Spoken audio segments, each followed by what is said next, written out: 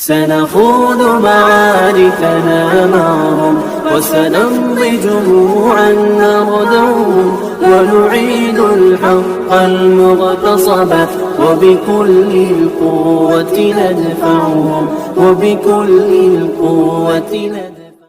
الرحمن الرحيم نحمده ونصلي على رسوله الكريم أما بعد أعوذ بالله من الشيطان الرجيم بسم الله الرحمن الرحيم وأنكحوا الأيام منكم والصالحين من عبادكم وإمائكم إن يكونوا فقراء يغنيهم الله من فضله والله واسع عليم صدق اللہ العظیم. بزرگان محترم اور عزیز دوستو، پچھلے ہفتے جس گفتگو کا ہم نے آغاز کیا تھا اسی سلسلے کو آگے بڑھاتے ہوئے یہ کہنا چاہوں گا کہ اللہ پاک نے ہر چیز کا جوڑا بنایا. اللہ پاک فرماتے ہیں وَخَلَقْنَاكُمْ أَزْوَاجًا، ہم نے تمہیں پیدا کیا تو جوڑوں سے پیدا کیا ہے، اور کائنات میں جتنی مخلوقات اللہ نے پیدا کی ہے ہر چیز کا جوڑا بنایا. تو انسانوں کو اللہ نے پیدا کیا تو انسانوں کے بھی جوڑے بنائے. پچھلے ہفتے میں نے یہ بات کہی تھی کہ سب سے بلند تر مقام اگر دیکھا جائے تو ماں کا ہے. اللہ نے اس کے قدموں کے نیچے جنت رکھی. اس کے بعد بیٹی کا ہے جسے اللہ نے رحمت بنایا ہے. اس کے بعد بیوی کا ہے جسے اللہ نے دلی قربت عطا کی، اور اس کے بعد بہن کا ہے. اور عام طور پر ان رشتوں میں پہلے جو تین رشتے ہیں، ماں ہے، بیٹی ہے، بیوی ہے، کہیں نہ کہیں اس کا خیال رکھا جاتا ہے. لیکن سب سے زیادہ ان میں جسے نظر انداز کیا جاتا ہے وہ ہے بہن.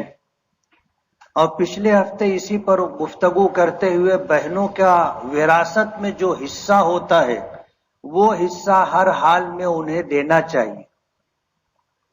اللہ تعالیٰ نے جو نظام بنایا ہے اس دنیا کا، اس نظام میں مال کو، سرمائے کو بڑی حیثیت عطا کی.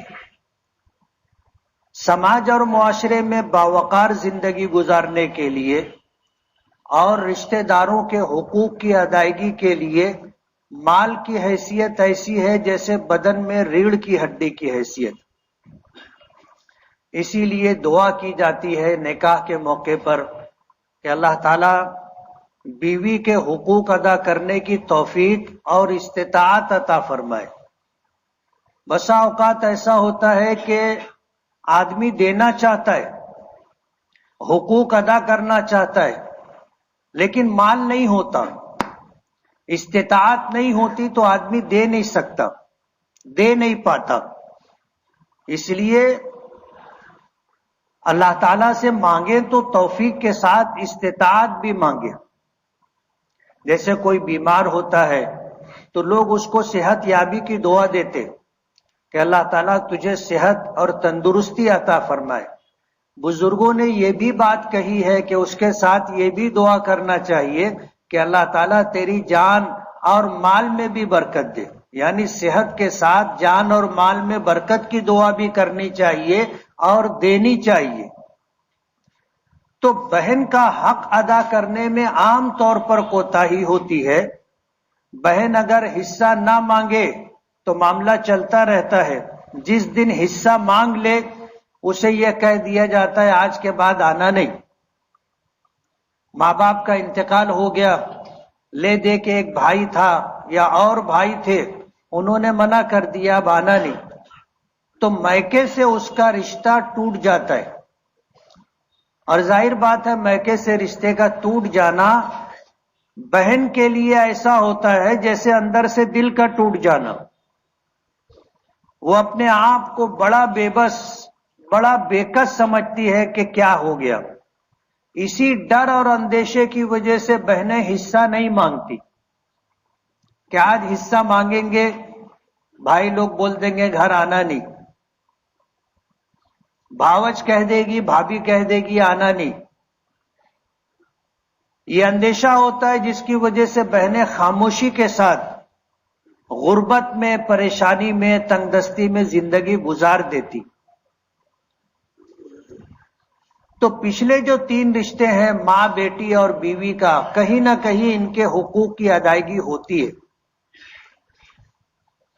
قرآن کریم میں اللہ پاک نے بیوی کو جو مقام عطا کیا ہے، نبی کریم صلی اللہ علیہ وسلم نے اس کی جو توضیحات اور تشریحات ہمیں عطا کی ہے، اور یہ فرمایا کہ نکاح کرنا میری سنت ہے.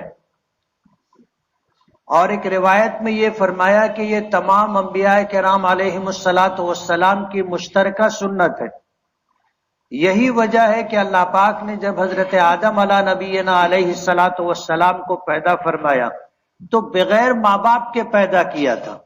حضرت آدم پہلے انسان تھے، اللہ نے اپنے دست قدرت سے بنایا تھا، روح پھونکی تھی.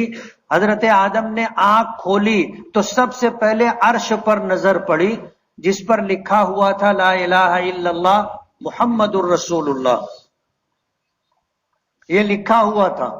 حضرت آدم علیہ الصلاۃ والسلام نے اسی وقت اس بات کا اندازہ کر لیا تھا کہ وہ شخصیت جس کا نام اللہ نے اپنے نام کے ساتھ عرش پر لکھ رکھا ہے، اس کا مقام و مرتبہ کیا ہوگا، سمجھ لیا تھا. اور یہ حضرت آدم علیہ الصلاۃ والسلام کے لیے فخر کی بات تھی.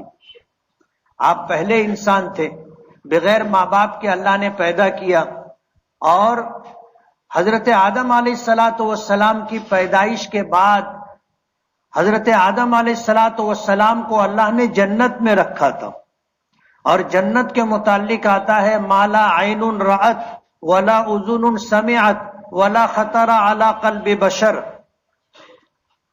کہ جنت کیا ہے نہ کسی آنکھ نے دیکھا، نہ کسی کان نے سنا، اور نہ کسی کے دل پر اس کا تصور گزر سکتا ہے. اللہ نے جنت ایسی بنائی ہے جو ہماری سوچ سے بھی پرے ہے، جہاں جا کر ہماری سوچ ختم ہو جائے گی، جنت اس سے آگے.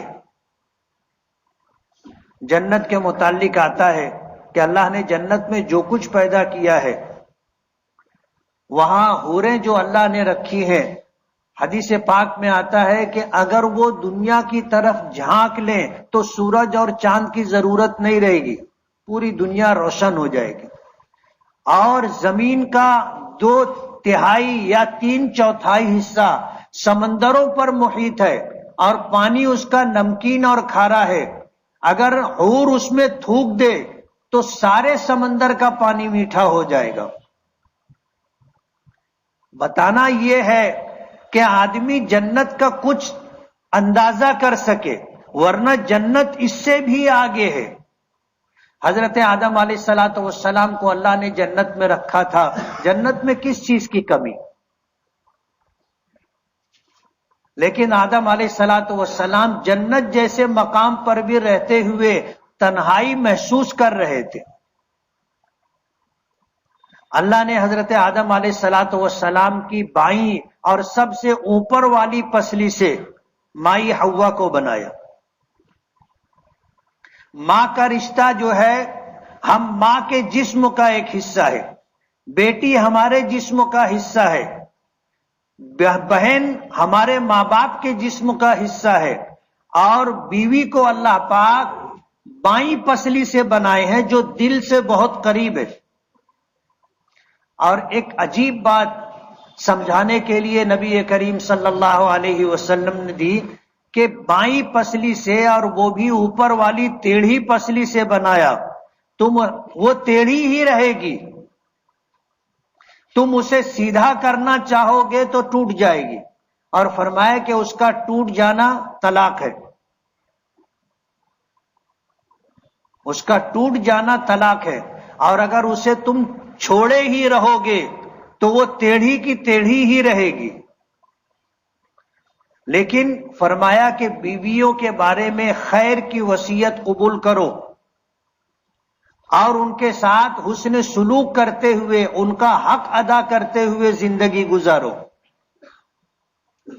بیوی کو اللہ پاک نے جو عزت دی ہے، جو مقام دیا ہے، جس کے بغیر حضرت آدم کا جنت میں گزارا مشکل ہو رہا تھا، بیوی کا ہونا اتنا اہم اور ضروری ہے۔ یہی وجہ ہے کہ آپ نے دیکھا ہوگا دنیا کا چلن ہے، کوئی آج کی بات نہیں ہے، یہ سلسلہ حضرت آدم علیہ السلام سے چلا ہے۔ اللہ نے جوڑے بنائے، آدم علیہ السلام کے یہاں جو اولاد ہوئی تو انہی اولادوں میں جو اولاد ہوتی تھی ایک بیٹا ایک بیٹی، پھر اس کے بعد ایک بیٹا ایک بیٹی، تو پہلی مرتبہ جو بیٹا بیٹی ہوئے تھے ان میں سے بیٹے کا نکاح دوسری مرتبہ پیدا ہونے والی بیٹی سے کیا گیا، اور یہ سلسلہ چلا، اور شریعت میں اس وقت جو احکامات پر رہے اس پر عمل کرتے رہے۔ آگے آنے کے بعد سرکار دو عالم صلی اللہ علیہ وسلم کو جو مکمل دین و شریعت عطا کیا گیا اس میں یہ ساری تفصیلات موجود ہیں کہ عورتوں میں سے کن عورتوں سے نکاح ہو سکتا ہے اور کن عورتوں سے نکاح نہیں ہو سکتا۔ 8 عورتیں ہیں محرم جن سے نکاح نہیں ہو سکتا، ان کو چھوڑ کر کے بقیہ دنیا بھر میں کہیں بھی آپ نکاح کرنا چاہیں کسی عورت سے نکاح ہو سکتا ہے۔ تو 8 عورتیں محرم ہیں، اس کے علاوہ رشتہ کیا جا سکتا ہے۔ یہ مکمل احکامات دین اسلام میں اللہ پاک نے عطا کیے، اور یہ سلسلہ نکاح کا اسی وقت سے موجود ہے، اور ہم لوگوں کے وجود کا باعث بھی وہی ہے۔ اگر ہمارے ماں باپ کا نکاح نہیں ہوا ہوتا تو ہم بھی نہیں ہوتے، اور اگر دنیا میں نکاح کا سلسلہ رک جائے، موقوف ہو جائے، تو زیادہ سے زیادہ 100 سال میں یہ دنیا انسانوں سے خالی ہو جائے گی۔ بچوں کی پیدائش کا سلسلہ بند ہو گیا تو ظاہر بات ہے جو لوگ ہیں آج روئے زمین پر وہ کتنے دن رہیں گے۔ اس امت کو اوسطاً عمر 60-70 سال کی دی گئی ہے، کبھی کبھار سنائی دیتا ہے کہ فلاں کا انتقال ہوا اس کی عمر 100 سال تھی، ورنہ اب تو لوگ اور بھی جلدی جا رہے ہیں۔ آپ قبرستان جاؤ گے، وہاں جو مرحومین جن کی تدفین ہوتی ہے آپ رجسٹر میں دیکھو گے تو ان کی عمریں عام طور پر 50 سال کے آس پاس ہوتی ہیں۔ قبرستان ہم لوگ جاتے ہیں اور ان جیسی چیزوں کو دیکھتے ہیں، 50 سال کے آس پاس لوگوں کا انتقال ہو رہا ہے۔ آپ مسجد میں آئے ہیں، کافی لوگ ہیں، اپنے آزو بازو میں نظر ڈال کر کے دیکھ لو، کوئی بوڑھا آدمی آپ کو دکھ رہا ہے؟ اب آدمی بڑھاپے تک یعنی بڑی عمروں تک 70, 75, 80, 90 سال کی عمر کے لوگ کم ہی آپ کو ملیں گے۔ یہ مشاہدہ ہے جو آج بھی ہم دیکھ سکتے۔ تو اللہ تعالیٰ نے جنت میں حضرت آدم علیہ السلام کو رکھا تھا تو مائی حوا کی ضرورت پڑی۔ اللہ کا نظام تھا اس دنیا میں، اللہ انسانوں کو بھیجنا چاہتے تھے، رکھنا چاہتے تھے، تو پھر حضرت حوا اور حضرت آدم علیہ السلام کو زمین پر اتارا اور انسانوں کی پیدائش کا سلسلہ شروع ہوا۔ اللہ نے جوڑے بنائے۔ میں یہ کہہ رہا تھا کہ ان رشتوں میں بیوی کا جو رشتہ ہے انتہائی اہم ہے، انتہائی اہم رشتہ ہے، اور جوانی سے زیادہ ادھیڑی میں اور ادھیڑی سے زیادہ بڑھاپے میں بیوی کی ضرورت پڑتی ہے۔ جیسے جیسے دن گزرتے ہیں دلی لگاؤ تعلق بڑھتا چلا جاتا ہے۔ جوانی میں جسمانی تعلقات ہوتے ہیں اور زیادہ ہوتے ہیں، لیکن یہ چیز آگے چلتے ہوئے کم ہوتی چلی جاتی ہے، اور ایک وقت آتا ہے کہ پھر جسمانی تعلق نہیں رہتا، برائے نام رہتا ہے، لیکن ایک دوسرے کے بغیر گزارا بھی نہیں ہوتا۔ اللہ تعالیٰ ایسی انسیت، ایسا تعلق، ایسی محبت عطا کرتے ہیں جو اللہ تعالیٰ کی نشانیوں میں سے ایک نشانی. قرآن کریم میں جن جن چیزوں کو اللہ نے اپنی قدرت کی نشانیاں قرار دیا ہے ان میں سے ایک نکاح کے ذریعے سے بیوی کا ملنا ہے. اللہ نے فرمایا وَمِنْ آيَاتِهِ أَنْ خَلَقَ لَكُم مِّنْ أَنفُسِكُمْ أَزْوَاجًا. اللہ کی نشانیوں میں سے ایک نشانی یہ ہے کہ اللہ نے تمہارے لیے جوڑے بنائے. وَجَعَلَ بَيْنَكُم مَّوَدَّةً وَرَحْمَةً. اور اللہ نے نکاح کے ذریعے ایک اجنبی مرد اور عورت کے درمیان جو محبت، مودت اور الفت کا رشتہ قائم کیا ہے، یہ اللہ تعالیٰ کی قدرت کی نشانیوں میں سے. آپ سوچو، ایک اجنبی عورت کسی اور خاندان سے، آپ کسی اور خاندان سے، پہلے آپ نے کبھی اس کو دیکھا بھی نہیں تھا، اس کے بارے میں کبھی سوچا بھی نہیں تھا. ماں باپ رشتہ طے کر دیتے ہیں اور قاضی صاحب نکاح پڑھا دیتے ہیں. لڑکی والوں کی طرف سے بذریعے ولی یا بذریعے وکیل ایجاب ہوتا ہے اور نوشہ قبول کر لیتا ہے، ایک رشتہ نکاح قائم ہو جاتا ہے. لیکن اس رشتہ نکاح کے بعد ان اجنبی مرد و عورت کے درمیان اللہ جو محبت ڈال دیتا ہے، یہ محبت دنیا کے تمام محبت کے رشتوں پر غالب آ جاتی. تفصیل میں جانے کا موقع نہیں ہے، آپ اندازہ کر سکتے ہیں کہ بیوی کے لیے آدمی ماں کو، باپ کو، بھائی بہنوں کو، خاندان کو، سب کو چھوڑ دیتا ہے. یہ اللہ کی قدرت ہے کہ اللہ تعالیٰ ایسی محبت ڈال دیتے ہیں اور ایسا رشتہ آپس کا ڈال دیتے ہیں کہ پھر ایک دوسرے کے بغیر گزارا نہیں. سمجھنے کی جو بات ہے وہ یہ کہ جب اللہ نے یہ رشتہ قائم کیا ہے تو اس رشتے کو قائم رکھنے کی بڑی ذمہ داری مرد کی ہے. عورت آپ کے یہاں آئی بیوی بن کر کے، نبی کریم صلی اللہ علیہ وسلم نے فرمایا جیسا کھاؤ ویسا کھلاؤ، جیسا پہنو ویسا پہناؤ. اس کا مطلب یہ نہیں ہے کہ آپ پینٹ شرٹ پہنتے ہیں تو اس کو بھی پینٹ شرٹ پہنائے. مالیت کے اعتبار سے جس قیمت کا جیسا کپڑا آپ پہنتے ہو اسی مالیت اور قیمت کا کپڑا بیوی کو بھی اپنی حیثیت کے مطابق دینا چاہیے. جیسا کھاتے ہو ویسا کھلانا چاہیے. یہ نہیں کہ صبح آپ 2 روٹی 4 روٹی گھر سے لیے اور پیچھے ہاتھ میں چھپا کر کے کہیں دکان پر جا کر آپ قیمہ روٹی کھا رہے ہیں اور گھر کے لوگ چٹنی روٹی کھا رہے ہیں. آپ رات میں ہوٹل میں کھانا کھاتے ہیں اور مرضی کا کھاتے ہیں، گھر کے لوگ دال چاول کھاتے. اللہ کے رسول نے فرمایا جیسا کھاؤ ویسا کھلاؤ، اور کوشش یہ ہونی چاہیے کہ ہم اپنے گھر پر گھر والوں کے ساتھ کھانا کھائیں. شاید آپ کو اس سے جو فائدہ ہونا ہے اس کا اندازہ نہیں ہے. نبی کریم صلی اللہ علیہ وسلم نے فرمایا کبھی ایسا ہوتا ہے کہ میاں بیوی میں چشمک ہو جاتی، کسی بات پہ ناراضگی ہو جاتی، اور اس کی اصلاح کے لیے جو طریقہ بتایا حضور پاک صلی اللہ علیہ وسلم نے کہ آدمی جو ہے بات کرنا بند کر دے. سمجھدار عورتیں اس سے ہی اپنے معاملات حل کر لیتی. ساتھ میں کھانا کھانا بند کر دے، بستر علیحدہ کر لے. اب آپ اندازہ کرو، بستر علیحدہ کر لینے کا مطلب یہ ہے کہ بستر ہمیشہ ساتھ میں رہنا چاہیے. آج ہماری جوائنٹ فیملی ہونے کی وجہ سے ہمارے لیے بہت ساری دشواریاں ہیں، لیکن اس سے بھی بیوی پر بہت زیادہ اثر پڑتا ہے.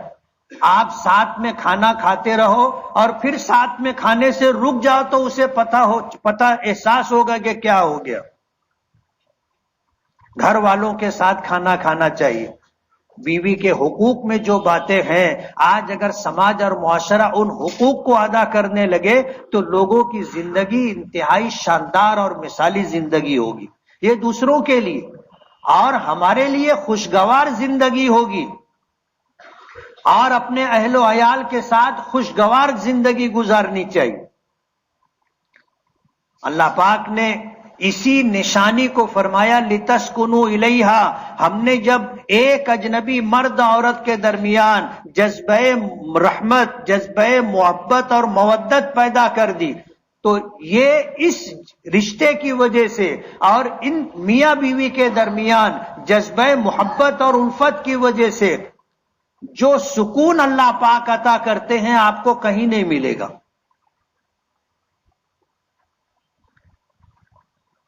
اللہ نے دو چیزوں میں سکون رکھا ہے جس کا تذکرہ قرآن پاک میں. ایک تو اللہ نے اپنے ذکر میں دل کا سکون اور اطمینان رکھا اور تنبیہ کے ساتھ فرمایا کہ الا بذکر اللہ تطمئن القلوب. سن لو اللہ کے ذکر سے دلوں کو اطمینان نصیب ہوتا ہے. آج صبح نماز کے بعد میں مسجد سے باہر نکلا. ایک ایسا شخص جو دن بھر اپنا کام کرتا ہے، دن بھر کام کرتا ہے، لمبی ڈیوٹی ہے. مجھ سے اس نے 2-3 مسئلے پوچھے اور مسئلہ اس نے جو تیسرا مسئلہ پوچھا وہ یہ پوچھا کہ میں صبح کی نماز سے لے کر کے ظہر تک استغفار پڑھتا رہتا ہوں، استغفار پڑھتا رہتا ہوں، اور ظہر کی نماز سے لے کر کے میں عصر تک اور عصر سے لے کر مغرب تک تیسرا کلمہ ہے لا الہ الا اللہ ہے یہ پڑھتا رہتا ہوں، اور مغرب بعد سے لے کر کے بستر پر سونے تک درود شریف پڑھتا رہتا ہوں. گنتا نہیں ہوں میں تو مجھ کو گننا چاہیے کیا؟ تو میں نے کہا گننا ضروری نہیں ہے، تم بغیر گنو بغیر شمار کیے اللہ کو یاد کرو، اللہ بغیر گنے بغیر شمار کیے نعمتیں عطا کرے گا. میں نے کہا کہ تسبیح کی ضرورت نہیں، تسبیح تو مذکرہ ہے. آپ کے ہاتھ میں تسبیح ہوگی تو آپ کی زبان اللہ کا ذکر کرے گی. تسبیح مذکرہ ہے. یہی وجہ ہے کہ میں نے پیچھے بھی یہ بات کہی کہ ہمیشہ اپنے پاس تسبیح رکھنا چاہیے، اور لوگوں نے وعدہ بھی کیا تھا کہ ہاں ہم رکھیں گے. ابھی اس مجمع میں مسجد کا جمعہ کا دن ہے، کس کی جیب میں تسبیح ہے ذرا ہاتھ اٹھانا. تھوڑے لوگ ہیں. جیب میں تسبیح رہنا چاہیے. آدمی جیب میں ہاتھ ڈالا اور تسبیح ہاتھ میں لگی تو اسے یاد آ جاتا ہے کہ اللہ کا ذکر کرنا چاہیے، استغفار پڑھنا چاہیے، درود پاک پڑھنا چاہیے. تسبیح مذکرہ ہے، یاد دلانے والی، اللہ کی یاد دلانے والی شے ہے، اپنے پاس رہنی چاہیے اور ہمارا معمول رہنا چاہیے صبح و شام اور اللہ دیگر اوقات میں اللہ کو یاد کرنے کا. ایسا شخص تھا جس کے بارے میں میرا یہ گمان نہیں تھا کہ اس کا ایسا معمول ہوگا. چلتے پھرتے اٹھتے بیٹھتے استغفار پڑھتے رہنا، اور اگر کوئی موقع آیا بات چیت کرنے کا تو بات چیت کر لینا، اس کے بعد پھر استغفار پڑھتے رہنا. حضور پاک صلی اللہ علیہ وسلم نے فرمایا کہ اگر تم سے ہو سکے تو تم ہمیشہ اپنی زبان کو اللہ کی یاد سے تر رکھو، رطب اللسان رہو، آپ کی زبان اللہ کی ذکر سے تر و تازہ رہے. یہ حضور نے فرمایا. اندازہ نہیں تھا کہ یہ شخص اس طرح کا اس کا اپنا معمول ہوگا. ظاہر بات ہے ایسا معمول شاذ و نادر کسی کا ہوگا کہ صبح سونے سے سو کر اٹھا، رات سونے تک اللہ کے ذکر میں، استغفار میں، درود پاک میں اس کے اوقات گزرتے ہوں. بڑی بات ہے. تو اللہ نے اپنے ذکر میں، اپنی یاد میں دل کا چین اور سکون رکھا ہے. الا بذکر اللہ تطمئن القلوب. اور اسی کے ساتھ پھر یہ بھی کہ اللہ نے دل کا چین اور سکون رشتہ نکاح میں رکھا ہے. اور میں نے بارہا نکاح کے موقع پر یہ بات کہی کہ جب عمر زیادہ ہو جاتی ہے اور بڑی عمر کا جب کوئی شخص گھر میں آتا ہے تو آنے کے بعد اس کی نگاہیں سب سے پہلے اپنی بیوی کو تلاش کرتی. بڑی عمر کے جو لوگ ہیں، صحیح بول رہا ہوں نا میں، آدمی گھر میں آنے کے بعد پہلے دیکھتا ہے کہاں ہے. اگر اسے معمول کے مطابق جہاں دکھنا چاہیے تھا نہ دکھے تو اس سے برداشت نہیں ہوتا, رہ نہیں جاتا. وہ اپنے بیٹی سے پوچھے گا, پوتی پوتے لوگ سے پوچھے گا, نہیں تو بہو سے پوچھے گا, کسی سے پوچھے گا تیری دادی کہاں ہے, دوسرے سے پوچھے گا تیری اماں کہاں ہے. تھوڑی دیر کی غیبوبت بھی برداشت نہیں ہوتی. آدمی گھر آیا تو اسے بیوی دکھنا چاہیے. یہ ہے وہ تعلق جو اللہ پاک نے اپنے نشانیوں میں سے ذکر کیا, ورنہ گھر میں کوئی رہے نہ رہے کوئی فرق نہیں پڑتا. لیکن بیوی نہ رہے آدمی کو اس کی کمی کا احساس ہوتا ہے. اللہ نے اسے نصف بہتر بنایا ہے, شریکہ حیات بنایا ہے, اس کا ہونا ضروری ہے. اب ظاہر بات ہے آپ اگر اپنے بیوی بچوں کے ساتھ خوشگوار وقت گزارنا چاہتے ہو تو حقوق کی ادائیگی ضروری. جیسا کھاؤ ویسا کھلاؤ, جیسا پہنو ویسا پہناؤ. اور ظاہر بات ہے جہاں رہتے ہو وہاں وہ رہے گی, لیکن اسی کے ساتھ دو چیزیں انتہائی ضروری ہیں جو ہم میں سے ہر شادی شدہ شخص کو یاد رکھنا چاہیے. آپ کو دو چیزیں دینا ضروری ہے بیوی کو. ایک تو عزت دینا ضروری ہے, عزت کے بغیر بیوی آپ کے ساتھ نہیں رہے گی. جو لوگ اپنی بیوی کو گالیاں دیتے ہیں, بیوی کے ماں باپ کو گالیاں دیتے ہیں, ان کے میکے کے لوگوں کو گالیاں دیتے ہیں, بیوی ایسے شوہر کو قطعاً پسند نہیں کرتی. اس کی مجبوری ہوگی وہ آپ کے ساتھ رہے گی, لیکن آپ کی کبھی عزت نہیں کرے گی اور کبھی دل سے آپ کو پسند نہیں کرے گی. اور دوسری چیز ہے محبت. آپ کو اس کے ساتھ ہمیشہ محبت سے پیش آنا ہے, اس کی عزت کرنا ہے, اس کا احترام کرنا ہے, اور اس کے ساتھ محبت کے ساتھ حسن سلوک کے ساتھ پیش آنا ہے. آپ بھوکے رہو گے آپ کے ساتھ وہ بھوکی رہ جائے گی, بلکہ ایک قدم آگے بڑھ کر کے آپ کو کھلا کر کے خود بھوکی رہ جائے گی. لیکن اگر آپ نے اس کو عزت نہیں دی اور آپ نے اس کو محبت نہیں دی, وہ عورت آپ کے ساتھ نہیں رہے گی, اور اگر رہے گی بھی تو دل سے آپ کے ساتھ نہیں رہے گی. نبی کریم صلی اللہ علیہ وسلم نے اس بات کو اپنے عمل سے دکھایا. آپ کی 11 بیویاں تھیں اور کسی ایک بیوی کو بھی نبی کریم صلی اللہ علیہ وسلم کے سلوک سے متعلق شکایت نہیں تھی. بیوی کو عزت دو, احترام دو, بیوی کو محبت دو, اس کے حقوق ادا کرو, بچوں کے حقوق ادا کرو, آپ کا خاندان خوشگوار زندگی گزارے گا. جو لوگ اپنی بیویوں کو عزت دیتے, انہیں محبت دیتے ہیں اور گھر میں دینی ماحول دیتے ہیں تو ان کی زندگیاں شاندار گزرتی. ابھی ہمارے مصلی تھے, جامع مسجد کے مصلی تھے, فجر کی نماز میں دکھتے تھے سمک سیر کے, ان کا انتقال ہوا, عبدالعزیز سیٹھ. انتقال ہوا, ان کے رشتہ داروں میں سے کسی کا فون آیا, انہوں نے مسئلہ پوچھا کہ 10 سال پہلے بیوی کا انتقال ہوا تھا, کیا وہ قبر پلٹائی جا سکتی ہے؟ میں نے کہا قبر پلٹا سکتے, اتنا وقت تو گزر گیا ہے, 2 ڈھائی سال 3 سال گزرنے کے بعد قبر پلٹائی جا سکتی. سنگمیشور کا قبرستان ایسا ہے جہاں قبر کھودنا بہت مشکل ہے, بہت سخت زمین ہے, لیکن جو قبر ایک مرتبہ کھود جاتی ہے اس کو پلٹانا آسان ہوتا ہے. مسئلہ پوچھا, میں نے کہا کہ آپ پلٹا لو. جب قبر کھولی گئی, پلٹائی گئی, تو 10 سال پہلے جس خاتون کا انتقال ہوا تھا اس کا کفن بھی میلا نہیں ہوا تھا.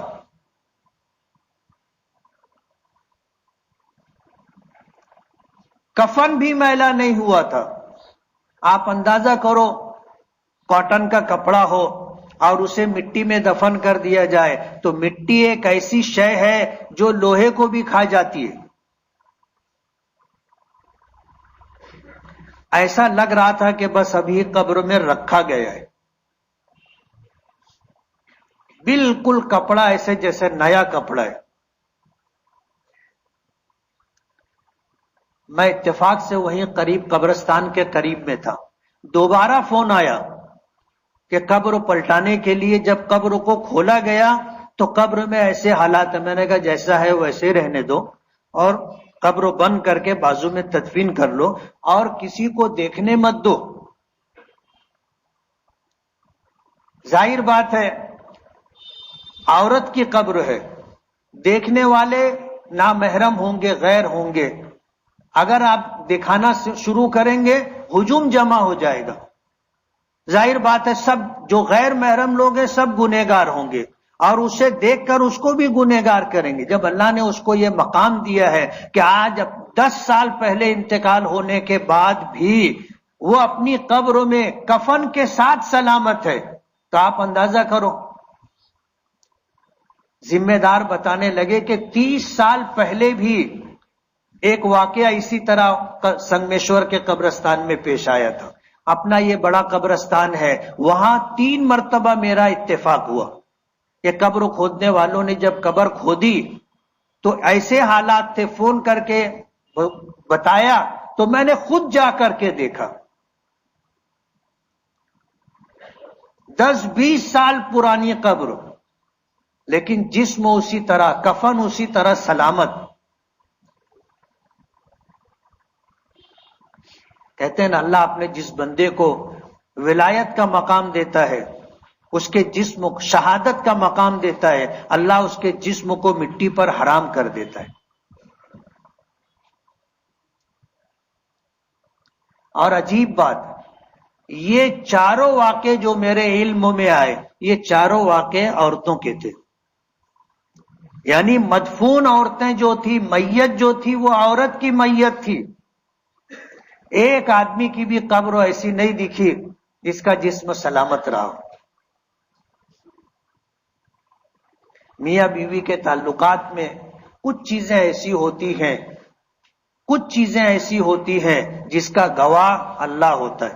لوگ کوشش کرتے ہیں, پوچھتے ہیں کہ اس کا کون سا عمل ایسا تھا جس کی وجہ سے اللہ نے یہ مقام دیا. ظاہر بات ہے جستجو ہوتی ہے. اس واقعے کے بعد لوگوں نے جاننے کی کوشش کی تو جو بات سامنے آئی وہ یہ آئی کہ وہ بہت کم گو تھی, بہت کم گو, اور اکثر اس کی زبان اللہ کے ذکر میں چلتی رہتی تھی. رشتہ داروں کے ساتھ اچھا سلوک, سب کے ساتھ اچھا سلوک, کم بولنا اور اللہ کا ذکر کرتے رہنا. بتانا یہ ہے کہ بیویاں اللہ کی بہت بڑی نعمت ہے. ہمیں انہیں عزت دینی چاہیے, احترام دینا چاہیے, انہیں محبت دینی چاہیے, زندگی خوشگوار رہے. اور بہترین میاں بیوی وہ ہیں جو ایک دوسرے کے لیے نیکی کے کام پر مددگار ہو, نیکی کے کام پر مددگار ہو. قرآن کریم کی تلاوت کے تعلق سے کہ تھوڑا سا تم پڑھ لو, آج جمعہ ہے سورہ کہف پڑھ لو, صبح ہے سورہ یاسین پڑھ لو, شام ہے سورہ واقعہ پڑھ لو, سورہ ملک کی تلاوت کر لو, نماز کا وقت ہو گیا ہے نماز پڑھ لو. ایک دوسرے کو اس بات کی تلقین کرتے رہنا چاہیے. اللہ نے یہاں ساتھ میں رکھا ہے تو وہاں بھی جنت میں اللہ پاک ساتھ عطا کرے. اس کے لیے یہ چیز ضروری ہے. خدا نہ خواستہ ایک جنت میں ہے اور ایک جہنم میں ہے تو پھر کیا ہوگا. بہترین میاں بیوی وہ ہیں جو ایک دوسرے کے لیے نیکی کے کاموں پر مددگار ہو. تو بیوی کا حق ادا کرنا ضروری ہے, اور اگر آپ نے بیوی کا حق ادا نہیں کیا تو آپ کی زندگی خوشگوار نہیں ہوگی. ہر وقت تو میں اور ہر وقت گھر میں مچمچ رہے، یہ بات نہیں ہونی چاہیے۔ میاں بیوی کے تعلق سے کوئی بات گھر سے نکل کر کے باہر نہیں جانی چاہیے، اور یہ چیز کوئی بہت مشکل نہیں ہے۔ آپ تھوڑا سا محبت کا اور تھوڑا سا ہمدردی کا معاملہ جانوروں کے ساتھ کرو، وہ آپ سے مانوس ہو جاتے۔ آپ نے دیکھا ہوگا لوگ شیر پال لیتے، حالانکہ جنگلی جانور ہے، اور تھوڑا سا اگر بگڑا تو کام ختم۔ مگر آپ کی محبت کی وجہ سے، آپ کی ہمدردی کی وجہ سے وہ آپ سے مانوس ہو جاتا ہے، اپنی جبلت اور فطرت کو کنارے رکھ دیتا ہے اور آپ کے ساتھ وقت گزار لیتا ہے۔ تو بیوی کے ساتھ آپ اگر عزت اور احترام اور محبت کا معاملہ کرو گے، آپ کی زندگی خوشگوار رہے گی۔ اللہ تعالی ہم سب کو خوشگوار شاندار زندگی عطا فرمائے۔ وآخر دعوانا ان الحمدللہ رب العالمین۔ جن ساتھیوں نے سنت نہ پڑھی وہ سنت پڑھ لیں۔